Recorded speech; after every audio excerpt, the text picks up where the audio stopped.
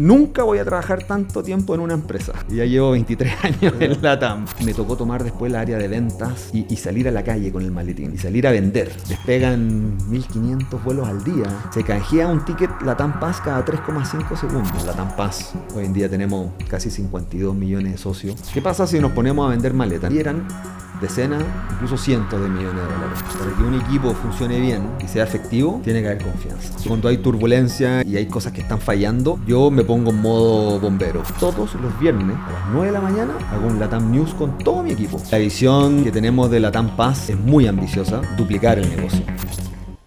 Hoy hacemos escala en Santiago de Chile para conversar con Cristian Ortiz, CEO de LATAM Pass, un líder que impulsa la transformación del programa de fidelidad más grande de la región, conectando personas, experiencias y destinos. Bienvenidos al viaje del líder. Un líder que, no sabemos a qué nacionalidad asignarlo. Vivió sus primeros 15 años fuera de Chile, en 5 países, y creo que eso claramente forjó lo que hoy es este gran líder y este alto ejecutivo que vamos a entrevistar. Un líder inclusivo. La verdad, cuando me preguntan qué se me viene a la mente cuando pienso de Cristian Ortiz, es claramente inclusión y tranquilidad. Creo que vamos a aprender, los que estamos dirigiendo compañías, y que hoy hablamos de la inclusión como una ventaja competitiva. Cristian es el reflejo de la aplicación concreta y ahora nos va a contar de dónde viene. ¿De dónde viene eso de la paciencia y la inclusión?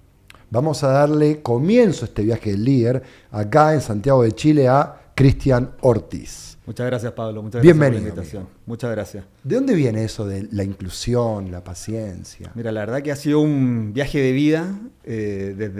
Nací en Chile, pero a los 20 días estaba de vuelta en Bolivia. Justo en ese minuto, mi papá, que trabajó 38 años en Shell, en esa época estaba trabajando como gerente general de Shell Bolivia. Y ahí mi mamá se vino a tenerme acá a Chile. A los 20 días yo estaba de regreso allá.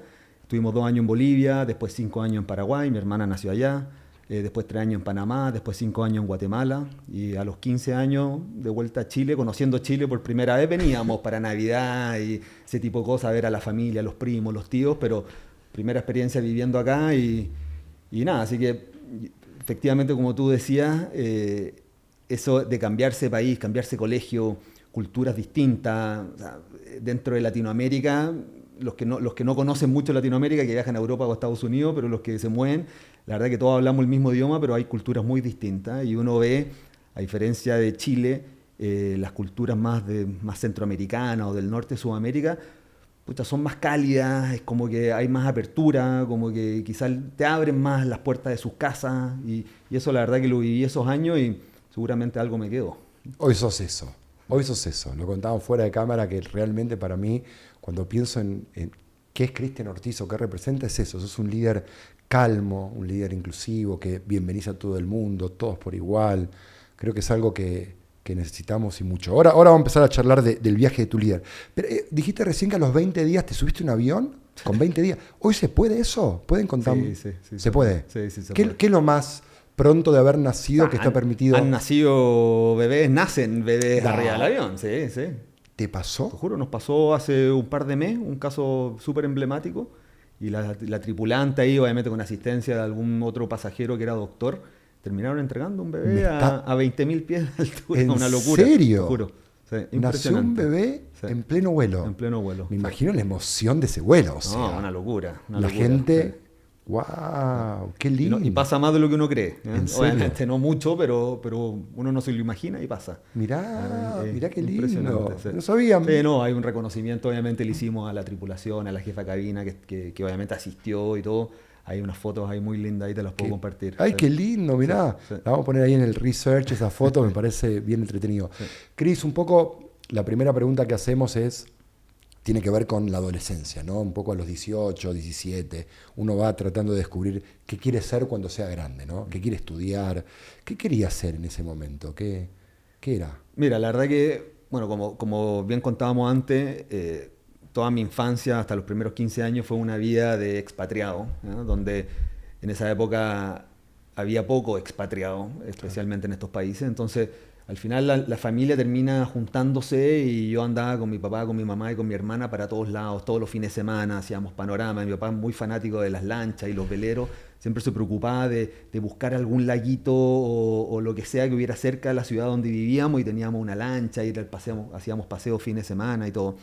Y la verdad que ahí siempre mi padre me acercó mucho a su trabajo. ¿Cómo se llama tu papá? Se llama Gustavo. ¿Qué, Gustavo Ortiz. Mirá, sí, hoy en día tiene 93 años, okay. Trabajó 38 años en Shell y la verdad que siempre me tuvo cerca, siempre nos hizo partícipe. Incluso él se preocupaba mucho de que su equipo estuviera bien, estuviera contento.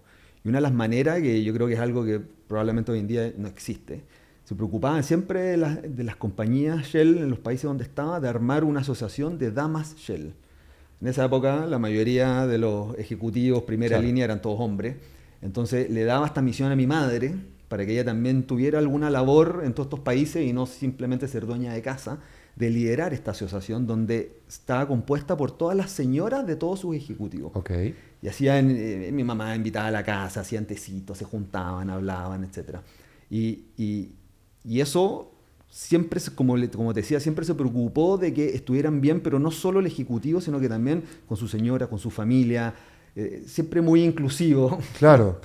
Algo que hasta el día de hoy, imagínate, 93 ya se jubiló a los 63, o sea, ya hace 30 años que dejó de trabajar como ejecutivo y hasta el día de hoy lo llaman para su cumpleaños, para felicitarlo, le mandan cartas, etc. Entonces, la verdad 30 años después. Son huellas que la verdad que a mí me marcaron mucho y es lo que yo trato de ser como líder, de ser justamente inclusivo, de preocuparme a la gente, de poder leer si alguien llega con una cara media rara, con alguna preocupación, pucha, oye, ¿estás bien? Si hay algo urgente, bueno, se podrá ver con otra persona, pero siempre la persona va antes que el cargo. Y ahí, la verdad que siempre mi papá terminé estudiando lo mismo en la misma universidad, los dos somos economistas de la Universidad de Chile, pero lo que sí dije, nunca voy a trabajar tanto tiempo en una empresa. Dije, qué aburrido. Y ya llevo 23 años en LATAM, imagínate. Y nada, feliz, obviamente. Menos que aburrido, ¿no? Sí, no, para nada. O sea, la verdad que por distintos motivos, por distintas razones, yo creo que ha sido la trayectoria en la TAM, la verdad que ha sido espectacular. Hemos pasado por todo, ahí podemos charlar un poquito más de eso, pero la verdad que al final como que sin querer hacerlo o sin hacerlo conscientemente, como que terminé siguiendo los pasos de mi padre. Lo mismo, ¿verdad? Shell también es una tremenda empresa, o sea, la verdad que quizás en una industria distinta, pero volviendo a tu pregunta, justamente ahí como que conecté y como que me gustaría hacer esto, viendo el ejemplo de mi padre, me gustaría lograr esto. La verdad que él como te decía antes, yo lo hago partícipe de todo lo que me pasa en LATAM. Cada posición que me ofrecen, lo converso con él, y no solo por el consejo que me va a dar, sino que también por, a su edad, sentirse que él se sienta como partícipe también de mi carrera y de alguna manera que viva a través mío. ¿Qué es los papás, no? Viven a través de los hijos. Y siempre sus consejos, la verdad que son siempre muy, muy, muy buenos.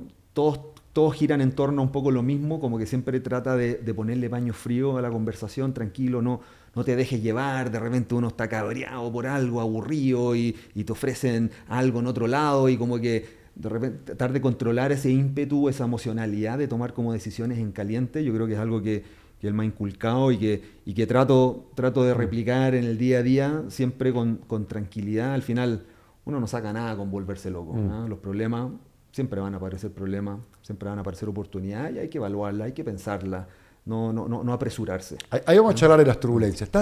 Hoy estás liderando, a mi entender, esto es un juicio muy, muy personal, el programa de fidelización más reconocido a nivel Iberoamérica, habla hispana, ¿no? Creo que quien no quiere tener una milla LATAM, o sea, todos queremos tener milla LATAM, todos, es un programa LATAM Paz. Y hoy es hoy, pero tu camino no comenzó hoy, no comenzó con tu rol CEO LATAM Paz, comenzó muchos años antes. ¿Cuál dirías, Cristian, que fue tu primera experiencia cuando decís, acá estoy liderando? ¿Cuál fue, cómo fue? Contanos esa primera. Hay mucha gente que nos está mirando que está viviendo su primera experiencia de liderazgo. Contanos sobre la tuya. Sí, mira, o sea, yo entré a LATAM en ese minuto, LAN, de hecho, LAN Chile incluso. Fue justo a poco tiempo que yo entré, que se hizo el cambio a marca LAN.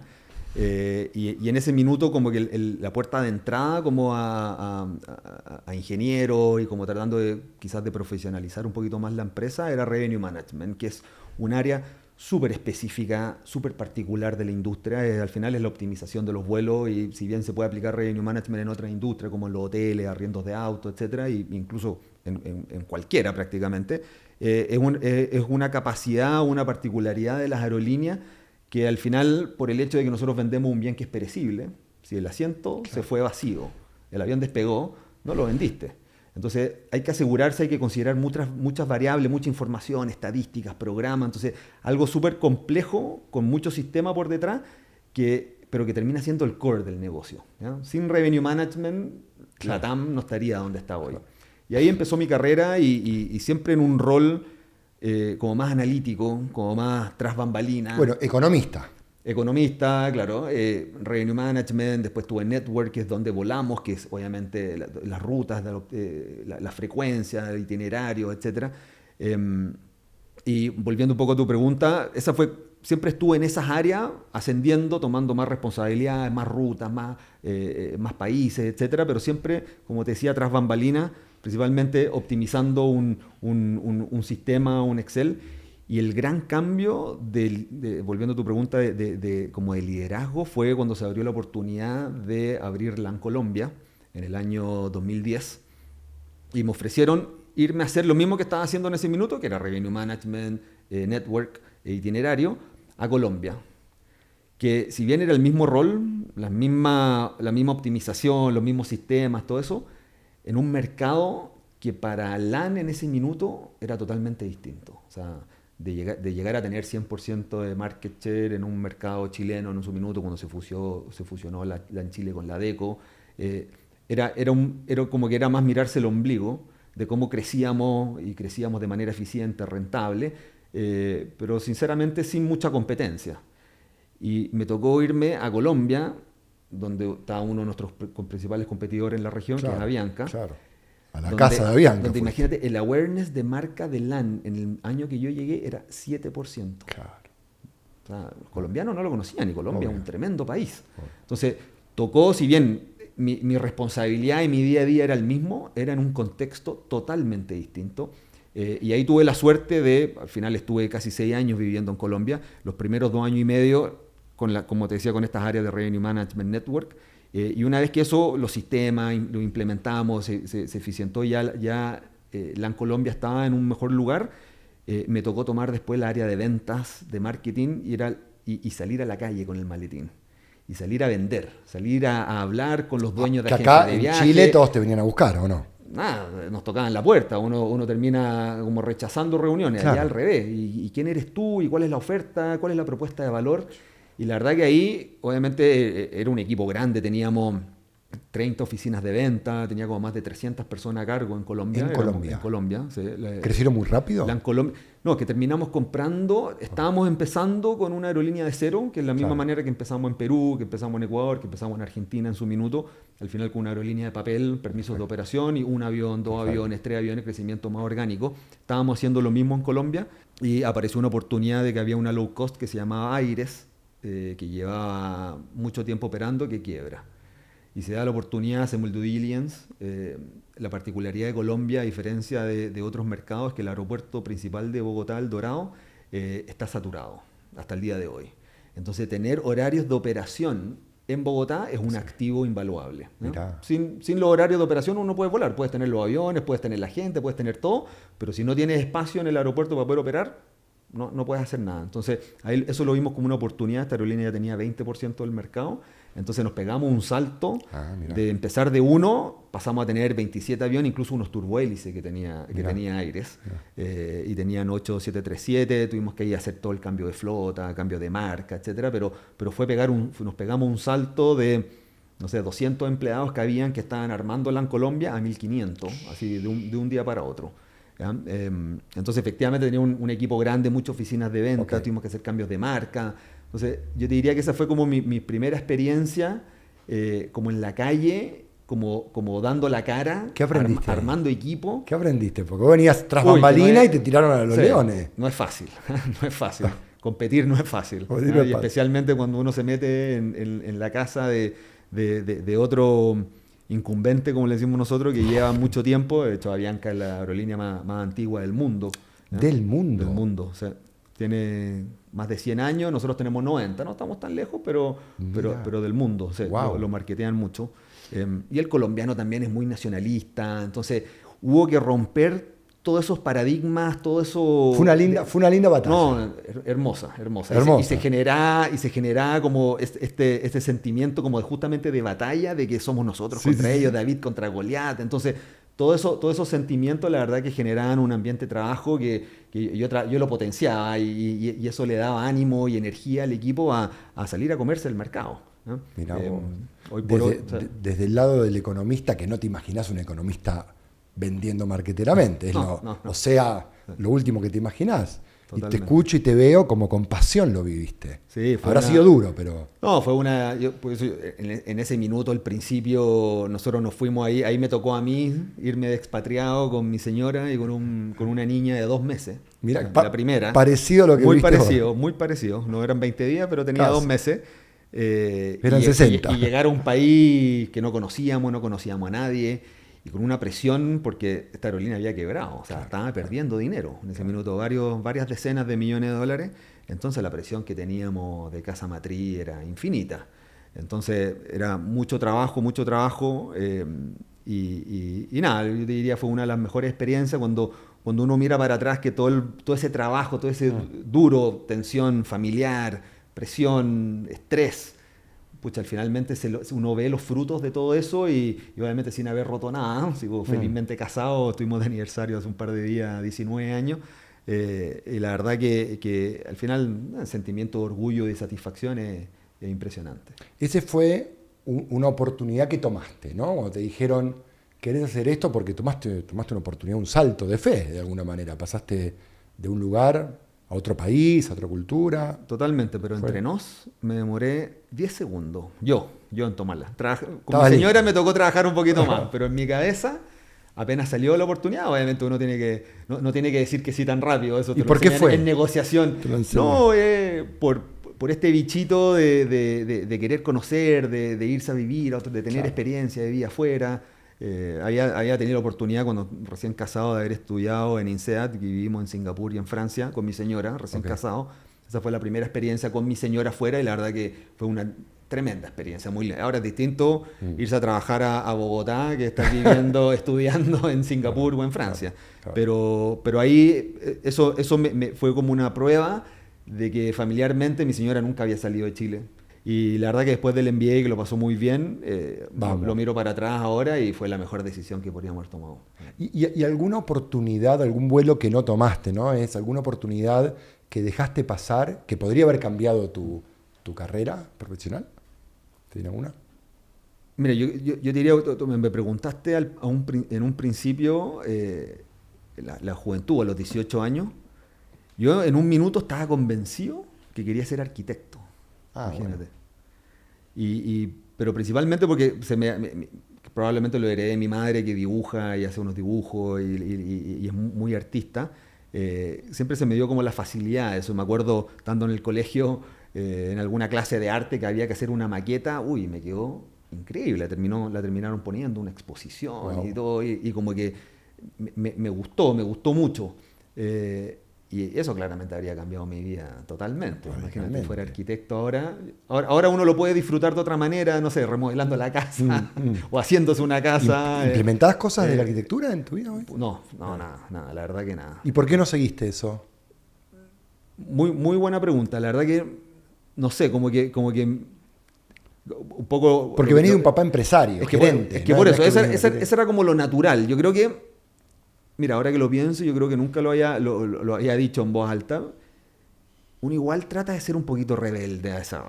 Entonces, cuando uno sin quererlo está como siguiendo los pasos del padre, como que uno tiene, hay un feeling de, no, yo quiero hacer algo distinto, quiero lo mío propio. Y eso fue arquitectura que no lo terminé haciendo. Duró 2 días. Duró un rato. Yo diría que fue más que nada eso. O sea, era algo que se me daba relativamente fácil, el dibujo, las maquetas, todo eso, las habilidades manuales. Hoy en día le hago dibujo a mis hijos, nada más que eso, pero efectivamente yo no lo había pensado, la verdad. Yo creo que era más rebeldía en contra del padre, de hacer algo totalmente distinto, pero en el fondo, yo más o menos sabía que él... Y hablas de tu papá y se te llena, o sea, baba. Totalmente. Sí. Qué lindo escuchar a un hijo que hable, hemos hecho varias entrevistas, pero alguien que hable tan apasionadamente de su papá es la primera vez. La verdad que qué lindo, y para Gustavo me imagino que qué precioso también escuchar a su hijo que llegó tan alto y que sigue teniendo a su papá ahí arriba. Totalmente. Qué lindo. Sí, no, y tenerlo vivo a los 93 años fue papá privilegio. tarde, su segundo matrimonio con mi madre, entonces yo creo que nunca me lo imaginé que lo iba a tener tanto tiempo, Qué privilegio. que haya conocido a mis hijos, más encima el único nieto hombre que tiene es mi hijo. O sea. El nivel de chochera infinita. ¿Viven cerca? Vive en Casablanca, tienen Ok. un campo ahí, en la pandemia se radicaron allá y vienen a Santiago para cumpleaños, Navidad y cosas así. Pero sí, obviamente le reconozco, tiene sus cosas buenas y cosas malas, como cualquier ser humano, obviamente. Pero como te digo, todo lo que me enseñó y todo lo que vi yo, nunca le he preguntado si lo hizo a propósito, ¿no? Mira, ahora la próxima vez... De esto de acercarme tanto, ¿era para que yo aprendiera o lo hacía simplemente por incluir a la familia en un país que no conocíamos a nadie y no teníamos nada más que hacer? ¿O no teníamos ningún compromiso familiar, ¿no? O sea, los típicos almuerzos los domingos no existía nada, éramos los cuatro nomás para todos lados. Pero eso claramente me caló y me quedó hasta el día de hoy. Qué lindo, qué lindo que se hable así, ¿no? Porque imagino hoy como papá también te va a gustar que tus hijos hablen así, obviamente. Los tiempos han cambiado un poquito, pero sí, obviamente me encantaría. Vamos por eso. No. Cris, llevas muchos años en la aerolínea, pasaron grandes momentos potentes, turbulencias, es un concepto muy utilizado en los vuelos, ¿no? Los pilotos, la turbulencia. ¿Alguna turbulencia que te marcó profesionalmente a lo largo de tu carrera? Mira, yo te diría algo que fue, bueno, justamente después de Colombia, estoy hablando del año 2016, regresé, estuve del 2010 al 2016 en Colombia. En ese minuto la TAM se había funcionado el 2012 con TAM, era un contexto un poquito distinto, los resultados no eran lo que nos gustaría, entonces había muchas reorganizaciones y en ese minuto se decidió centralizar muchas funciones en Chile. Y ahí me ofrecen yo sabía que mi posición en Colombia y la misma posición en los otros países iba a desaparecer, ¿ya? Porque, como digo, se estaba centralizando todo en Chile. Y ahí me ofrecieron hacerme cargo de Ancillary. Ancillary es una palabra que probablemente nadie la conoce. No, explícanos. Cuando uno busca la definición de Ancillary es cosas complementarias. Esa es la definición. Pero en la industria aérea se usa para como catalogar todos los productos que se venden que no son el ticket que te transporta de A a B. Entonces lo más típico son las maletas, los asientos, los upgrades, las multas por cambio, hoteles, autos, etc. Perfecto. Y en ese minuto era algo que las low cost desarrollaron mucho. Es como está el plato principal. Exactamente, claro. Okay. Y antiguamente las aerolíneas legacy y las aerolíneas grandes, que prácticamente son todas legacy, o eran legacy en ese minuto, al final te vendían un ticket que incluía todo. Y las low cost comenzaron vendiendo solo el transporte de destino A a destino B. Y todo lo demás por el lado, ¿no? Okay. Hay aerolíneas hoy en día que más del 50% de sus ingresos, estoy hablando de low cost grandes, Ryanair, Wizz, etcétera, en Europa, que más del 50% de sus ingresos viene de ancillary. Oh, wow. Entonces es un modelo totalmente... Por eso uno y ve márgenes, me imagino... Por eso uno ve esas promociones en Europa de volar a no sé dónde por 10 euros, etcétera. Es porque el ticket vale 10 euros, pero después quieres llevar maletas, quieres seleccionar un asiento, quieres cambiar el vuelo, ahí te cobran Okay. y si sale todo perfecto, obviamente puedes terminar volando y volando con una mochilita puedes pagar solamente 10 euros, pero finalmente terminas pagando mucho más. Y ahí nosotros vimos que había dentro del proyecto que se está impulsando en ese minuto en LATAM, como de eficiencia de costos, también había la principal oportunidad de ingresos que se determinó en ese minuto era justamente en ancillary. Mirá vos. El ancillary en general se mide en dólares, cuántos dólares por pasajero eres capaz tú de extraer o de cobrar. ¿Ya? Por fuera del ticket. Por fuera del ticket, exactamente.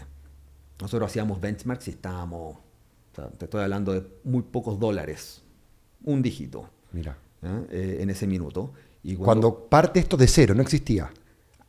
Estaba ahí. multas por cambio. Listo. Era algo que Nada. siempre existió y era principalmente el 80% de la Cero ancillary era foco. por eso, o sea, cero Cero foco. foco. Y entonces me dan esta oportunidad de volver a Chile en esta posición. Obviamente una posición era ancillary para todo LATAM, ¿no? Pero no existía, o sea, que fuera para todo LATAM, la verdad que no decía mucho. Y veo, me dicen, y tienes 10 personas. Yo estaba manejando 300. Ok. 10 personas. Dijiste un downgrade, me Y dije, metieron. no, uy, se ve interesante acá. Ah. Si la hago, me puedo hacer famoso, pero no tenía idea cómo lo iba a hacer. O sea, con 10 personas, imagínate. Y nada, en ese minuto la verdad que no había muchas opciones, no había muchas No más tenías alternativas. No, pero sí me lo vendieron como algo que iba a tomar, iba a tener un rol muy grande. En ese minuto... Te vendieron la visión. Claro, el gerente general de los países de habla hispana, que era un rol que hoy en día ya no existe, Enrique Elzaca, él fue el que me convenció y la verdad que le creí, confié en él, es un gran tipo, Enrique. Y la verdad que me vine, nos volvimos a Chile en el año 2016, en abril del 2016. ¿Tardaste 10 segundos en tomar la decisión, como irte a Colombia o no? No, ahí me demoré un poquito más. Me demoré un poquito más. Analizaste, ahí entró pero el cuando me di economista. cuenta que no había mucho más y si había algo más, esto se veía, esto tenía más upside, tenía Ok. más, es un desafío. Siempre busco el desafío. ¿Eh? Y después podemos hablar de cuando tomé la LATAM Pass también. Fue una decisión no menor porque, bueno... Es ahí como el nos podemos back meter un de la poquito. Tampaz esto, por lo que te escucho, ¿no? Es como la antesala de la Tampaz, ¿o no? Puede ser, o sea, efectivamente son ingresos que van Claro, por el lado de la claro, aerolínea, claro. pero estos están mucho más linkeados a la aerolínea. ¿Existía la Tampaz en esa época? Sí. ¿Cuánto parte la Tampaz? Perdón que ahora volvemos. Justo ahora estamos celebrando los 40 años de la LATAM Pass, imagínate. Y la TAM hoy tiene 90. Sí, 3 partidos, ok. sí, Ok. exactamente. Entonces, nada, ahí un poco... Volvés a Chile. Volviendo, la pregunta era de los tiempos turbulentos. Y la verdad que empezamos a ver ahí, tenía un equipo, nos estaba asesorando McKinsey, entonces tenía un equipo de McKinsey que me estaba ayudando. Y la verdad que empezamos a ver el potencial en un PowerPoint, ¿no? ¿Qué pasa si nos ponemos a vender maletas? No vendíamos maletas. ¿Cuánta plata hay en vender maletas? Y ahí eran decenas, incluso cientos de millones de dólares. El PowerPoint, lo que decía, el potencial, cuando uno ve los benchmarks de lo que logran vender otras aerolíneas, hay harta información pública en la industria. Y ya, démosle. Okay. Y ahora, ¿y qué hay que hacer? Y ahí empieza la turbulencia. ¿Eh? Y al final, quizás llevándolo más por el lado del liderazgo, es que, y un poco las cosas que yo he aprendido, uno puede estar liderando un equipo en la calle, vendiendo, haciendo cosas, pero hay otro tipo de liderazgo, no menos válido, incluso puede ser hasta más válido, pero que requiere de totalmente otras destrezas que influir. Cómo uno influye dentro de la organización para que la organización completa se mueva. Cuando no tenés autoridad de línea de punto. Tal cual. Y ahí yo diría, en ese minuto el CEO de LATAM era Enrique Cueto, y la verdad que sin su apoyo y sin su directriz de que esto se hace, no lo habríamos hecho. O sea, Pero igual tenías que no golpear puertas afuera, pero golpearlas adentro. No podía ir donde Enrique todos los días a pedir Claro, ayuda, claro. a resolver cada problemita. Entonces requirió de mucha coordinación, de mucho... y al final, y solo parte un ejemplo nomás, imagínate, el equipo de aeropuertos en ese minuto, su foco era cómo ser más eficiente. En vez de chequear a un pasajero en 40 segundos, hacerlo en 30 segundos. ¿No? Y proyectos metiendo tecnología, de cómo hacer menos proceso, que los tótems, autoatención, etc. Y de repente llego yo, oye, ahora tienes que cobrar una maleta. En ese proceso de 30 segundos, algo que se te puede demorar entre el POS, pueden ser minutos. Aquí estamos hablando de segundos, minutos en una aerolínea Claro. Claro. Es mucho. O sea, puede hacer la diferencia entre ganar plata o perder plata.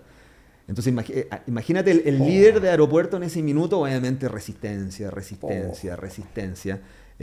Al final tuvimos que, y con justa razón, la manera de hacerlo era que ojalá la gente que llegara al aeropuerto ya hubiera comprado la maleta, Claro. para que justamente no en el aeropuerto, en el counter, no tuvieran que cobrarle la maleta. Entonces eso requirió de que el proyecto no era simplemente pongámonos a vender maletas mañana, sino que teníamos que desarrollar muchas funcionalidades digitales en ese minuto que no teníamos, y de marketing y de cómo mostrar las tarifas, la que incluye maleta, la que no incluye maleta, que el cliente la entienda. Compró una sin maleta, entonces, tengo que comprar la maleta. Claro. Y hacer que ojalá teníamos un KPI de porcentaje de clientes que llegaban al aeropuerto con maleta comprada o no. Y obviamente nos pusimos una meta con el equipo de aeropuerto para justamente no tirarle la bomba atómica, de justamente cómo hacer de que la mayor cantidad de clientes llegaran con la maleta comprada. Y eso, como te digo, hay tiempos turbulentos, muchos hitos de que se prende y cambia el sistema completo, y war rooms, largas noches con los equipos digitales, cambiando el sistema. O sea, era cambiar totalmente la manera en que vendíamos tickets. O sea, antes era el ticket, incluía todo. Listo. Tú vendías un ticket, chao, te olvidaste. Aquí era no, compró un ticket. ¿Qué ticket compró? ¿Con maleta, sin maleta? ¿Seleccionó asiento o no seleccionó asiento? Y cómo vamos de alguna manera también cumpliendo la meta del dinero que había prometido, ¿eh? O sea, de la Los rentabilidad cientos de del miles de proyecto. millones. O sea, y la verdad que fue, nunca se me va a olvidar, cuando hicimos el último lanzamiento, mi señora me venía cobrando hace mucho rato. Cuando decías largas horas, noches, ¿trabajabas de noche? ¿Te tocaba? Sí. Ah, sí. Pero no porque yo tuviera que hacer algo, o sea, era simplemente por estar ahí con los equipos. Claro. O sea, yo iba y pasaba la tarjeta y Claro. compraba las pizzas Claro, en la mitad de la obvio. noche para que la gente comiera Ay. y para que vieran. Inclusivo. Y estaba yo ahí y hacía que Sirviendo la pizza. y hacía que el DT también estuviera ahí. Claro, y el, claro. el de la otra área, el par mío, también estuviera allá. Ortiz va a ir, Claro, hay que ir. tengo Vamos. que estar ahí también. Entonces, estábamos todos ahí y yo creo que eso, obviamente, problemas salían todo el rato, millones, pero estando ahí se resuelven, se ayuda con el problem solving. Si hay que correr algún riesgo, bueno, yo me la banco, yo me hago responsable, pero le facilitaba a los equipos la toma de decisiones para poder salir de los problemas lo más rápido posible. Y ahí lo que te decía, me acuerdo justo después del último lanzamiento, mi señora me venía cobrando hace tiempo que no me veía mucho. Vámonos a Río, digo, vámonos a Río con mi hija Lucía, que está... ¿Qué tenía ahí, Lucía? No, Lucía ¿Para qué? estaba hablando del año 2018, Ya, haber varios tenido unos años. 5 años, Ok. y Julián, que nació en Colombia, de haber tenido unos 2 años. Claro. Vámonos a Río, fin de semana. Y me acuerdo de haberme subido un Uber del hotel para ir a la playa, y me llama Enrique Cueto llamando. Yo, Oh, ¿qué hago?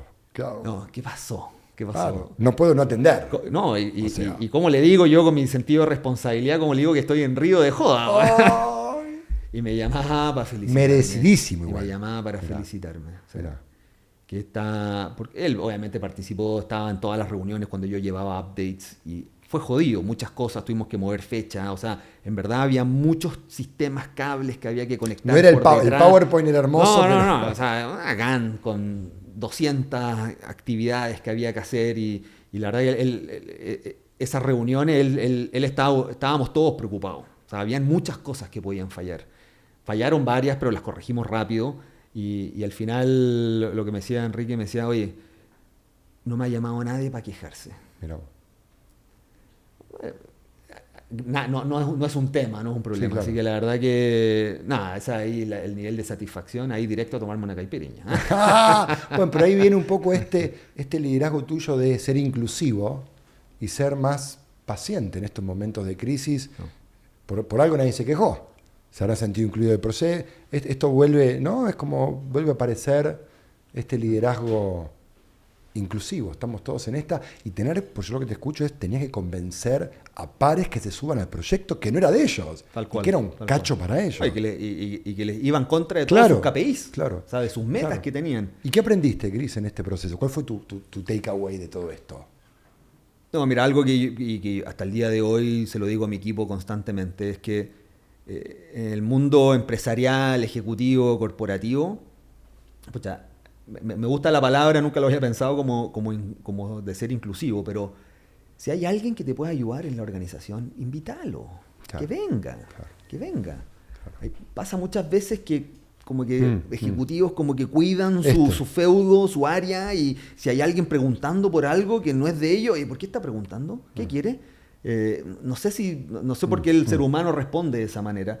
Y al final, para estos proyectos que son tan transversales, si no se hacía algo así, de que estábamos todos en el mismo barco, más encima con Enrique Cueto apoyando, empujando, era imposible. Los famosos silos, ¿no? Esos silos, Exactamente, es como romper los exactamente. silos. Tal cual, tal cual. Con paciencia y con inclusión. No, y ordenadamente, Claro. y obviamente... O abrir, más que romper, abrir con los un, hilos. con un buen governance, pongámonos de acuerdo, yo hago Claro. esto, pero al final, si hay alguien que te pueda ayudar o alguien que sabe más, que venga. Yo no me considero el más inteligente, el que sabe todo, no, para nada. Seguro mi equipo sabe mucho más que lo que sé yo, y seguro en mi equipo, convencido, hay personas mucho más inteligentes que yo, y en otros equipos también. Entonces, ¿cómo hoy en día, que yo creo que el mundo de los negocios también ha ido cambiando, más que nada con las transformaciones digitales y los equipos digitales, un poco funcionan de esa manera, con esa cultura, de que somos todos parte, metas más colaborativas, mucho más colaboración, ¿qué es lo que estamos yendo a buscar? Esto, y estamos todos remando para el mismo lado. Súper Y interesante. la verdad que es un poco el camino que estamos llevando, que estamos impulsando en LATAM ya hace varios años. Me parece súper interesante porque siempre se habló de, y tuve un insight muy lindo, que lo voy a usar a partir de ahora, se hablaba siempre de romper los silos, ¿no? Y yo te escucho a vos, y esto es abrir las puertas de los silos para que todos seamos un gran silo, ¿no? Porque al final de cuentas es así. Sí, al final es el egoísmo de salir bien con tus KPI y no necesariamente con los de la empresa. ¿Y cómo después conectás con eso con la Tampaz? ¿Cómo viene? Bueno, te dieron un proyecto, que era un PowerPoint, y de ahí turbulencia, Claro, hasta la caipirinha en Río con el llamado de Enrique. Claro, ahí seguía a cargo de Ancillary, de la TAM Travel y todo eso, y ahí, bueno, nos pega la pandemia, y justo en ese minuto tomamos la decisión de seguir invirtiendo justamente en porque una de las cosas que aprendimos con todo lo que me había tocado esta implementación de Ancillary es que nuestras plataformas digitales, tecnológicas, no estaban bien, ¿no? Habíamos sido muy exitosos, LAN.com en su minuto, de las aerolíneas que más vendía tickets directos a través de la página web, o sea, grandes éxitos. Pero después eso fue creciendo y se transformó en un Frankenstein. Y en algún minuto hicimos porque nos demoramos mucho, más de lo que pensábamos, en hacer ciertos desarrollos digitales. Y ahí hicimos una evaluación y dijimos, oye, ¿se puede arreglar esto? ¿O hay que tirarlo a la basura y hacer algo nuevo? Wow. Y nos fuimos por ese camino, ¿no? Entonces se armó un equipo totalmente, pues se fue a un WeWork totalmente aislado de LATAM, a armar una página web de cero, o sea, totalmente de cero. Y trabajaron 1 año y medio hasta que ya él logró tener un nivel de funcionalidad similar a la que teníamos, no el 100% de las funcionalidades, pero ponle tú el 70, 80% de las funcionalidades, ya la podíamos prender, y ahí había que prender y apagar una y la otra. Y ahí en ese minuto, de alguna manera, como que naturalmente a mí era como que era el camino que yo iba a seguir, y ahí Roberto se puso creativo. Y justo la persona que estaba liderando Network en ese minuto, que ya llevaba varios años, hicimos un enroque. Y él pasó a liderar eBusiness junto con Ancillary y todo, y yo tomé Network para todo LATAM. En la mitad de la pandemia, cuando estábamos operando el 30% de nuestra oferta, y la verdad que aprendí mucho, pero ahí volví como a mis inicios, ¿eh? Pero como vicepresidente Network de todo LATAM, la verdad que con muchos desafíos. Y eso fue, estoy haciendo memoria, haber sido en el año 2021, 22, mitad de la pandemia, que aparece la oportunidad de LATAM Paz. Y esa, volviendo, seguro me vas a preguntar, no me demoré un segundo en tomarla, porque estaba en Network, como que había vuelto al core del negocio. En Network. En Network. O sea, ¿a dónde volamos? Las rutas, la flota. O sea, ese es el core de la aerolínea, ¿no? En el fondo. Y la TAM Paz era como salirse. Era como irse como a otro negocio medio aledaño. Entonces yo me acuerdo haber obviamente lo conversé con mi padre, pero lo conversé con varias personas, varios ex jefes para recibir feedback. La verdad que todos me decían que sí, que tenía que tomarlo, que lo veían como una tremenda oportunidad para mí, pero dudaba en ese minuto de, pucha, me voy a este negocio está más al lado, no está tan conectado con la aerolínea propiamente tal, pero que tiene mucho potencial de crecimiento, voy a aprender de muchas otras cosas, etcétera. Como que ahí titubeé un poquito, la verdad que no mucho tampoco, pero terminé tomando la posición y la verdad que ahora ya llevo un poquito más de 3 años como CEO de LATAM Pass y la verdad que cero arrepentido, al contrario, creo que fue una de las mejores decisiones que he tomado porque ya después de 23 años en la misma empresa, Claro. la verdad que LATAM Pass me ha abierto las puertas a meterme en el mundo financiero con todas las tarjetas de créditos que tenemos, todas las alianzas que hacemos, Aramco, Rappi, Cabify, hablar con los CEOs de todas estas empresas y tratar de forjar alianzas que sean win-win y cómo el loyalty está cada vez tomando un rol mucho más protagónico. Porque al final el loyalty conecta emocionalmente. Yo te diría que hoy en día estamos, post pandemia, yo te diría estamos en un mundo más emocional. 100%. Propósito, responsabilidad social, sostenibilidad, entonces Impacto, legado. todo. Entonces loyalty para mí ahí tiene un rol clave y como decías tú, bueno, LATAM Pass, hoy en día tenemos casi 52 millones de socios. Es una locura, somos el segundo país más grande de Sudamérica, tercero de Latinoamérica, Claro. después de Brasil, si uno Claro. lo ve de esa manera. Claro.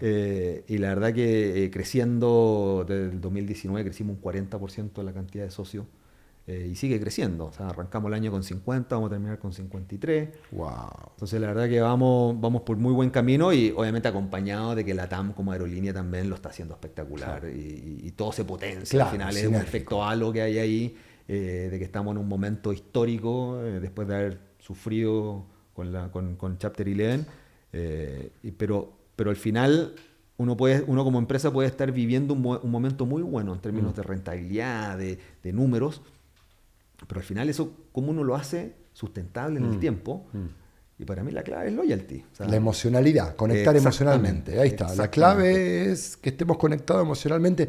Uno te permite más cosas también, ¿no? Exactamente. Te permite más errores si hay una conexión emocional y un interés genuino. Tal cual. Y en esta conexión emocional, a lo largo de tu carrera, tuviste muchos líderes, mentores, hablaste de tu padre. ¿Hay algún líder, mentor que te apreció profundamente y dejó una huella y marcó una huella en tu liderazgo? Mira, la verdad que he tenido la suerte de tener puros buenos jefes, ¿eh? Todos con sus fortalezas y oportunidades de mejora. Y la verdad que así yo creo que he sido capaz como de agarrar algo de cada uno, ¿no? Entonces así, un poco volviendo a tu pregunta, si algún líder que me haya marcado, puta, no quiero sonar repetitivo, No. pero obviamente mi padre ahí, yo te diría el que más me ha marcado, me forjó, me hizo el quien soy.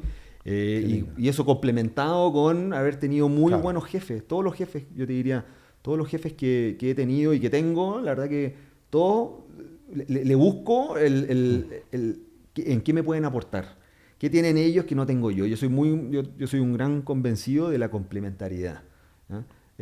Yo creo que en el mundo de los negocios es clave, ¿eh? Yo creo que cuando uno habla y uno ve las startups y los founders y el co-founder, mientras más complementarios son, más Sí, probabilidades de éxito hay total. de que el negocio ande. Total. Entonces, yo creo que en esa inclusión que mencionabas tú, es como de alguna manera armamos un equipo que ojalá no sean todos iguales, que sean distintos, que cada uno aporte cosas distintas. Y la verdad que yo de los jefes que he tenido me llevo eso. Y reconocimiento, Cristian, a lo largo de tu carrera has recibido muchos reconocimientos, pero ¿hay algún reconocimiento que vos conectás? Me cuesta el reconocimiento, la verdad. Como que no sé si me da vergüenza o no sé, como que no.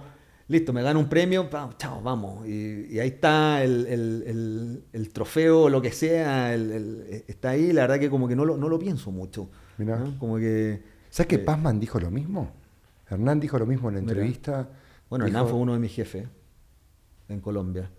Mirá.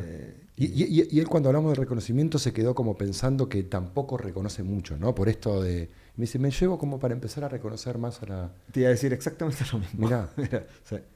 Sí, efectivamente, yo creo que Sería un tema capaz que... es un poco del ADN de los que trabajamos en la TAM, de tanto foco en el resultado, en la ejecución impecable, la seguridad, el no fallar, que cuando las cosas no fallan y por lo tanto te ganas un premio porque no estás fallando, da lo mismo. Seguimos. Vamos nomás. Claro, es una industria muy de impecabilidad.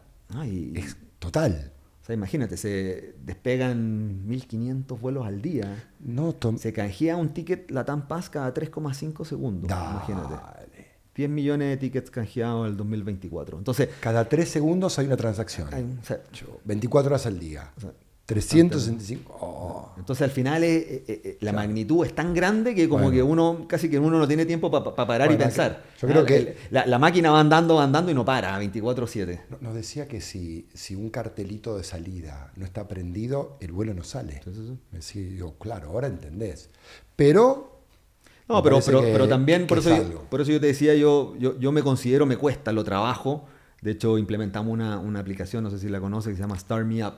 Okay. Que es una app donde están todos tus colaboradores y uno le va poniendo estrellitas como de reconocimiento y uno puede hacer que las estrellas brillen más. O sea, ponerle un like a una estrella que puso otra persona. ¡Qué lindo! Entonces, vuelve la emoción. Y el equipo lo usa y le encanta. Mirá, y hacemos premiaciones todos los meses. Pero la verdad que siempre estoy al debe con poner... tengo que poner más estrellas. Vamos a poner más estrellas. Vamos a poner más estrellas. Cuando entrevistamos a Roberto, un poco lo que le preguntamos, la última pregunta es, ¿hacia dónde van los nuevos destinos? Y él hablaba esto, a reforzar el tema de las personas, el tema de lo que estás hablando vos, ¿no? Creo que él tiene claro que ahora que ya también entendemos, salieron de un Chapter 11 hace 2 minutos. Si bien fue de vuelta, el foco en ejecución los hizo tener récord históricos en utilidades, pero es muy reciente la historia, con lo cual está ese, hay que hacer las cosas bien, Ahora... No, a mí me encanta un poco el giro y liderado por Roberto, obviamente, de que primero vienen las personas, segundo los clientes, y si uno hace eso bien, los resultados llegan. Ya nos aprendimos las 4 prioridades: personas, clientes, stakeholders y resultados. Ya puedo trabajar en la TAM, puedo ir a cobrar los tickets. Pero sí, la verdad que se vive, es un cambio cultural. Sí, claro. Los cambios culturales toman años. Pero la verdad que es algo que a mí por lo menos me motiva y me apasiona y de tratar de que el equipo en verdad lo viva y que ellos también lo transmitan hacia abajo. Y la verdad que estamos viviendo un lindo momento.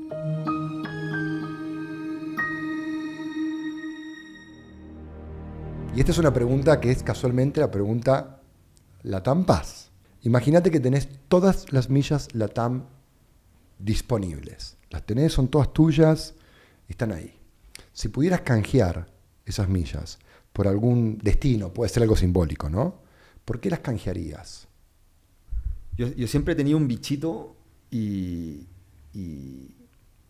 no sé si no se han dado las cosas o yo no lo he buscado con la energía o no he tenido que buscarlo porque he estado entretenido, he estado motivado, he estado contento, pero que es emprender. O sea, como que siento que con lo que he vivido y con todas las experiencias que he tenido en distintos momentos, roles más chicos, países, empresas más chicas, empresas más grandes, negocios más grandes, negocios distintos, la verdad que como que me dan ganas de testearlo en algo distinto. Y que no sea trabajar en otra empresa para hacer más de lo mismo, claro, sino que efectivamente en algún emprendimiento tengo algunas cercanías con emprendimiento como inversionista y alguno que compartimos. Le mandamos saludos. Pero es distinto el estar ahí y en verdad estar tomando las decisiones de que no estamos llegando a fin de mes, que pagar el sueldo, que decisión estratégica. Yo creo que estamos un poquito más... Yo te diría que eso me encantaría poder vivir eso en algún momento.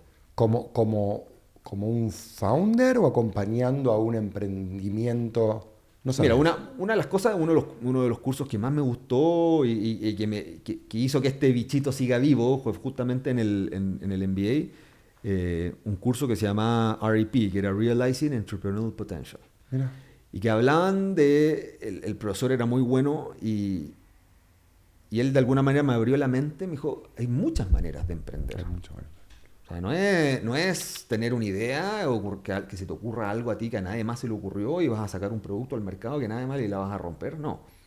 Y yo en ese sentido pienso mucho más como que lo que me gustaría en algún minuto es poder agarrar una empresa que ya existe, que gana poquito, que tiene que cumplir obviamente ciertas variables. Igual lo he pensado, tengo mi modelito ahí, tengo un Excel, donde el dueño ya se quiere retirar o quiere vender, que tenga algo de marca, pero no tanto, y meterle todo este management, liderazgo y hacerla crecer y explotarla.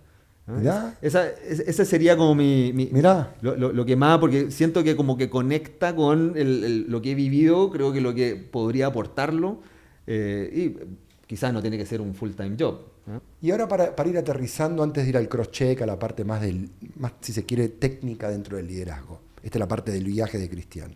¿Qué se viene? Pucha, lo que pasa es que la visión que tenemos de Latam Paz, la verdad que es muy ambiciosa, duplicar el negocio. Wow.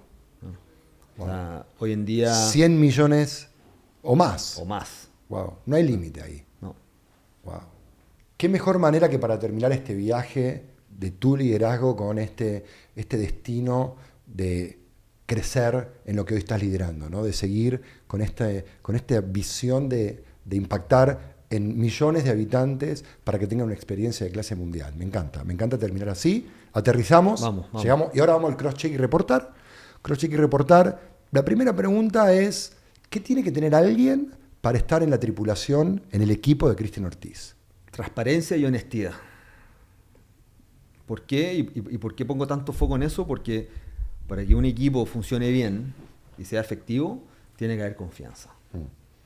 Si no hay confianza, la verdad que no... Esto que hablábamos de ser inclusivo, de que la gente venga...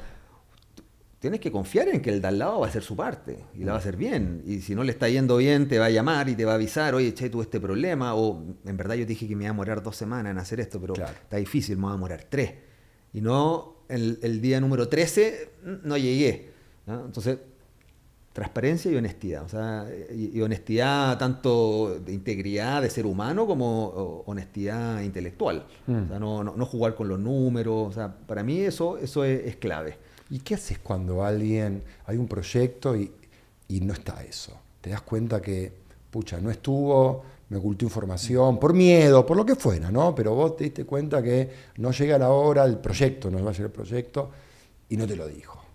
¿Qué haces ahí? ¿Cómo liderás esa turbulencia? Mira, por suerte no pasa mucho en Latam, ¿no? Yo creo que Latam se caracteriza por tener gente muy buena, pero efectivamente cuando hay turbulencia y hay cosas que están fallando, yo me pongo en modo bombero, ¿no?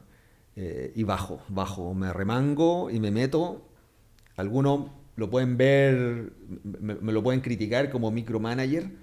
No trato, o sea, no quiero estar necesariamente en todas las decisiones, pero sí, si hay alguna turbulencia o hay algún problema o hay alguna contingencia, necesito saber qué está pasando. Claro. Necesito saber.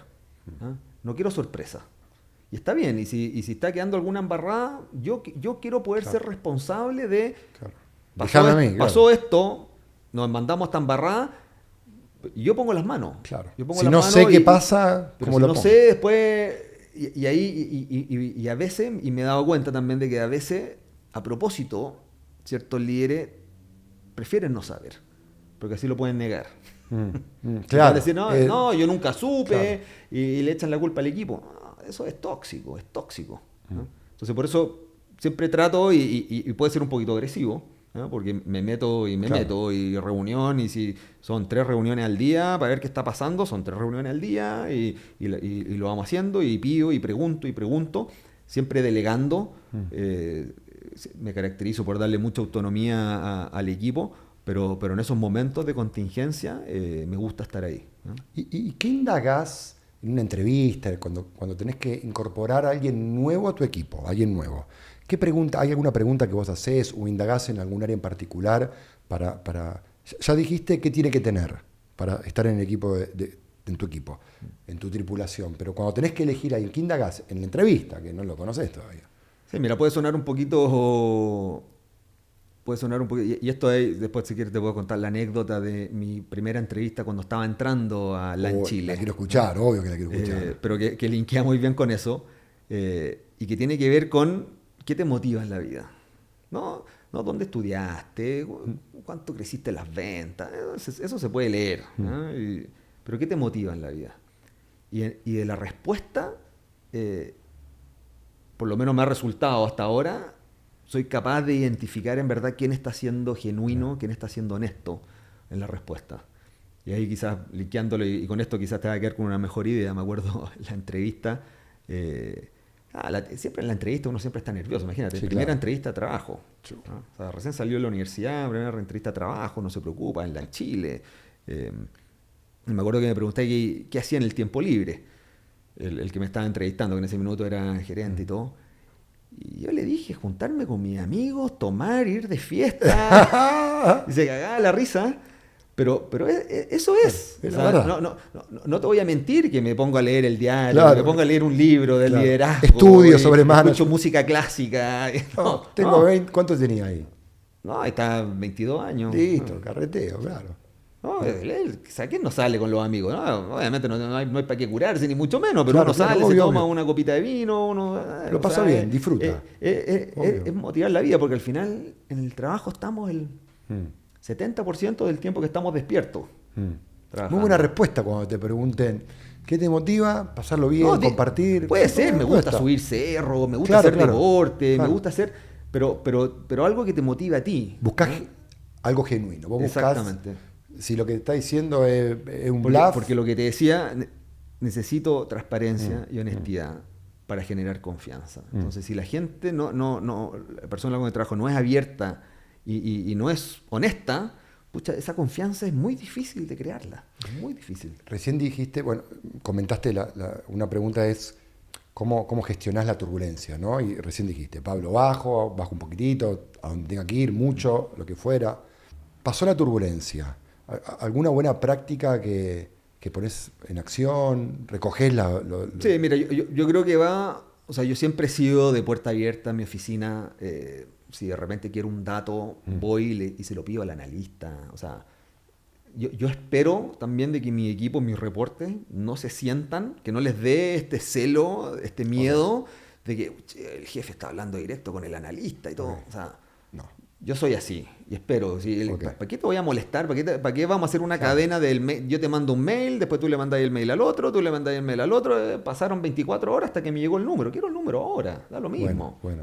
Y que tengan confianza. Y si el analista se equivocó, se equivocó. Claro. Si todos nos equivocamos. ¿Ya? Y reconozcamos el error, no pasa nada, aprendimos. ¿Por qué se equivocó? No, me equivoqué, el número era este, no era este. No pasa nada. ¿Ya? Obviamente si estamos tomando una decisión, una negociación, hay que cerrar un contrato, ahí obviamente hay que estar mucho más preparado, pero para el día a día, y yo creo que esa como cultura de ser una organización quizás más plana en ese sentido, no estoy diciendo que no hayan muchos niveles, pero plano en el sentido de que todos hablan con todos, justamente cuando pasan estas turbulencias y uno baja, no es tan impactante. Claro, no es tan impactante. Están acostumbrados a estar interactuando entre todos. Tal cual. O sea, yo hago una práctica que impulsa la TAME, optativa para todos los líderes, y la frecuencia también, pero yo todos los viernes a las 9 de la mañana hago un LATAM News con todo mi equipo. Se conectan 200 personas. Y les hablo y les cuento de qué está pasando. Obviamente no cosas confidenciales, pero sí en qué están y alguien quiere llevar algún tema, se presentan los nuevos. Todos los viernes. Todos los viernes. No fallo nunca, salvo cuando estoy de viaje o de vacaciones. Pero diría debo tener 95% de adherencia en todo el año. Y eso es que uno no puede ser el líder que está arriba, en la cúspide, en la punta de la pirámide, que no aparece nunca, y que solo en las reuniones. ¿Cuánto dura esa reunión? No, media horita. Qué buena práctica. ¿Sí? Siempre aprendo. En estas entrevistas el que más aprende y me llevo ideas para poder implementar. Está bien, hay algunos que lo hacen una vez al mes. Pero vos todas las semanas. Todas las semanas. ¿Sabés que se me vino? Un amigo trabajó para Facebook en Estados Unidos y me contaba que los primeros años Zuckerberg hacía todos los viernes a las 4 de la tarde como un Q&A con cerveza, súper descontracturado, para aprender a hablar. Y todos los viernes lo hacía. Y yo decía, ¿qué onda mantener esa consistencia? Mirá. Después te iba a preguntar fuera de cámara de qué hablás, qué temas tocás. No, temas hay siempre, Mirá. hay sobre ahí. Y obviamente por dos días antes le pregunto a mi reporte, che, ¿hay algún tema que quieren compartir? ¿Pero que hablás quieren vos o contar? puede participar No, tu hablo equipo? yo, a veces hablan otras personas. Qué lindo. Y me da lo mismo, que si habla el gerente, habla el subgerente, habla el analista, Todos. el jefe, me da lo mismo. Habla el área, habla la Tampaz. Exactamente. Y Ese hablamos después. entre todos nosotros y si alguien tiene alguna pregunta, levanta la mano online, ahí lo hacemos online obviamente. Qué bueno. Está el equipo de Brasil, el de Colombia, el de Perú. Me encanta. Todos. Me encantó como buena práctica. ¿Qué no está permitido entonces en esta tripulación de Cristian Ortiz? ¿Qué no permitimos en el equipo, Cris? Que está muy linkeado justamente con lo que busco, honestidad y transparencia, es cuando justamente no son honestos. Cuando hay a veces se distorsiona un poco la realidad por tratar de salir bien parado. Yo creo eso nunca funciona. Nadie zafa con eso. El que lo hace, en algún momento le termina explotando en la cara. Entonces, es justamente lo que no esa honestidad intelectual. Hacemos yo me junto, con mi reporte, nos juntamos 3 horas a la semana, toda la semana, en 3 reuniones distintas, para discutir temas. Es una manera también de bloquear mi agenda. Claro. Y asegurarme que si la reunión dura 5 minutos, chavo, dura 5 Listo. minutos. Pero me aseguro, siempre las agendas son un colapso, Sí, es un claro. dolor, pain point de todos, digamos. Entonces así me aseguro tener 3 horas con el equipo agendadas todas las semanas. Y yo espero que en esas reuniones no estemos de acuerdo en ciertos temas. Y algunos quieren hacer algo distinto o no quieren hacer algo, pero lo discutimos. Se escuchan los puntos de vista. Si nos ponemos de acuerdo y se ponen de acuerdo entre ellos, fantástico. A lo mejor terminan en un punto intermedio, Claro. el mejor de los mundos. Pero a veces no. Y a veces tengo que tomar yo la decisión, porque no se ponen de acuerdo. Listo, vamos a hacer esto. Escucho los pros, los contras. Yo espero que saliendo de esa decisión no se cuestionó más. Claro. Y el que estaba en contra, Era ahí. se habló, los argumentos no fueron, o los datos no estaban, o lo que sea, o era más una sensación. En el peor de los casos, muchas veces lo que les digo es, probemos. Y si efectivamente no hay como objetivizar lo que el miedo o el riesgo que tú estás presentando, no hay como objetivizarlo. Probemos. 1 mes, 2 meses, no sé, el tiempo que sea razonable. Y si pasa, y efectivamente tenías Claro, razón, claro. lo echamos para atrás, Claro. no pasa nada. Pero más allá de eso, volviendo un poco a tu pregunta, es ese alineamiento, una vez que salimos y nos alineamos, tiene que ser infinito. O sea, vamos todos remando para el mismo lado y el que no, bueno, claramente va a tener problemas.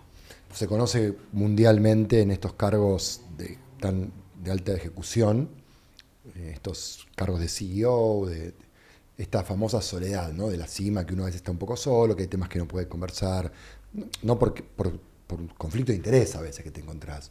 ¿Qué haces para no quedarte solo en la cabina de mando? O sea, tengo la suerte de tener muy buenos amigos, muchas industrias, posiciones que tienen distintos cargos, etcétera, y me junto harto con ellos. O sea, Hablar de negocios, todas salíamos, Sí, claro. o sea, todas las semanas salimos a comer. Mirá, Solo hombres. ¿eh? un grupo Todos compañeros de colegio, y la verdad que ya nos conocemos desde el colegio, entonces ya el nivel de confianza es infinito, ¿no? Todos tenemos alguna historia ahí del otro Sí, claro. entonces, Que los conecta. Pero podemos hablar de lo que sea, o sea, de negocio, personal, de los hijos hoy en día también, Claro, que en la medida claro. que van creciendo también los problemas son cada vez más grandes. Entonces, la verdad que un poco lo que decías tú, tengo la suerte de tener muy buenos amigos con los cuales puedo hablar cualquier cosa. Y nada. ¿Y tu papá? Y mi papá. O sea, Tu papá. quería decir mi papá, pero claro. Ah, tu papá. O sea, Sí. Cris, tenés un privilegio. No muchos tienen la oportunidad de poder conversar temas de negocios, temas de decisiones. Muchos no lo tienen tampoco. Con lo cual es tremendo privilegio. Totalmente. Sí. Última pregunta. ¿Qué le recomendás a un gerente, a un empresario? Está armando su primera tripulación, está armando su primer equipo, está gerenciando por primera vez, lo pusieron recién como gerente general. ¿Qué le recomendás a alguien que está armando su primer equipo? Mira, primero, para ser consistente también con todo lo que hemos hablado, que sea ojalá lo más diverso posible el equipo, ¿no? Buscar diversidad. Poner puras personas iguales puede que ande, pero probablemente no va a lograr el máximo potencial de ese equipo, ¿no? no tenerle miedo a las discusiones, no tenerle miedo a personas que piensen distinto. Al final ahí es donde uno se da cuenta uno acostumbrado a ver el problema de la misma manera hasta que no viene alguien y te lo da vuelta. Te lo da vuelta. Y, no se me había ocurrido esto. Ahí es donde está la grandeza. Ahí es donde salen las grandes ideas.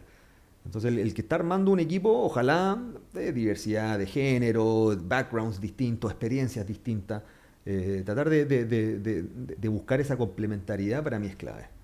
Ese es un gran consejo, coherente un poco, diversidad e inclusión, ¿no? Claro. Están hiper conectadas, así Totalmente. Que qué mejor manera de terminar este viaje con la inclusión, incluir a diferentes culturas, diferentes nacionalidades, formaciones, experiencias. Ahí está la riqueza, en la diversidad está la riqueza. Tal cual. Terminamos recién este viaje del líder, conocimos la historia de Cristian Ortiz, un líder inclusivo, un líder diverso, un líder que ha vivido en muchos lugares que hacen que enriquezca su toma de decisiones para llevar LATAM Pass al siguiente nivel. Gracias, Cris, por estar acá en este viaje del líder. Muchas gracias por la invitación. Muy buena conversación. Gracias.